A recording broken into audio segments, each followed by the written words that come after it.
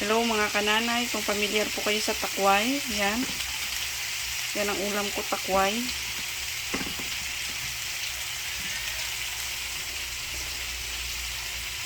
Gisa-gisa lang, bali adobong takway ang gagawin ko. Okay, ganyan. Lagyan natin ng paminta. Hindi kasi ako maglagay ng paminta, pampalasa. Yan.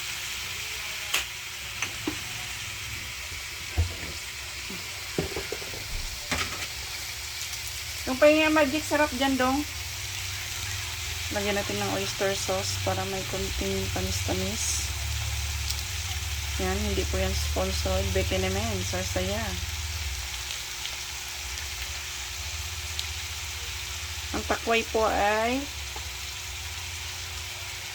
tinalayan sa mga Ilonggo. Tika Ilongga man ako. Amo na sudan ko eh.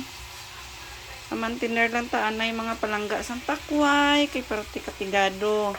Pero wala ka mo kabalo nga ang takway perti dya ka rimis. Perti dya ka namit. Ako nagasiling sa inyo perti dya ka namit.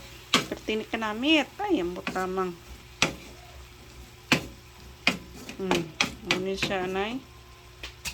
Takpan ko anay kay para makita gid ang pagkarimis niya na. Pasensya na gid kamo kung perti kay ito makaldero ang patolder ko ba itong mula na gid nalabhan ni. Dong pay magic sarap dong, tas buksan mo na. Ha? Pay magic sarap tas buksan mo na. Lutuin ko lang tong adobong takway kay magprito na akong manok. Yan po ang ulam ko mga kananay. Sa mga hindi pa po nag-subscribe, mag-subscribe na po kayo. Suportahan niyo po yung aking channel para makatulong naman ako sa mga gastusin namin sa bahay, lalo na at ang aking mga estudyante ay tatlo na at sa pasukan na ito ay 3 college na sila. Talagang hindi biro ang laban sa buhay ng mga gastusin ng mga nanay. Support niyo po yung aking YouTube channel.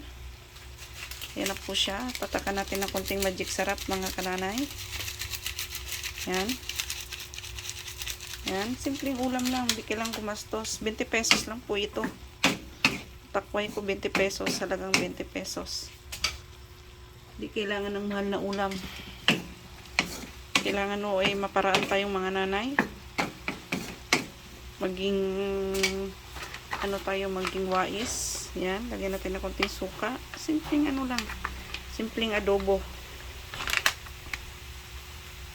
Wag natin gawing komplikado. Parang katulad na ng buhay natin. Para sumaya ang buhay, wag gawing komplikado. Kaya parang katulad ng adobo. Simpleng adobo lang. Pero masarap. Marimis. Perti ka namin.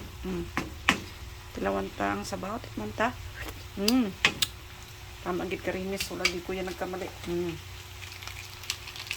Siputon, kay pati kasayang. Simutin, kung sa Tagalog pa. Para hindi tayo nagsasayang. Ganon.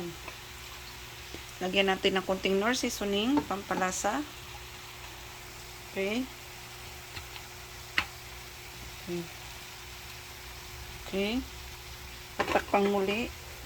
Para yung konting sabaw mamaya, ibigay ko sa kanin ni baby. Kasi wala kaming sabaw ngayon dahil prito ang ulam ni tito niya, pritong manok. Okay, at ito naman yung aking sinaing. Okay, maitim na. Maitim na ang lumalabas sa apoy. Ibig sabihin, nagpaparamdam na yung aking gas. Nangungumusta na siya sa aking bulsa. Yun lang naman. At mga kananay, ito na siya. At dahil dyan, ako ay mag-asikaso na para naman sa piprituin kong manok. Yun lang mga kananay. Tipid tips. Bye-bye. God loves you. Bye-bye.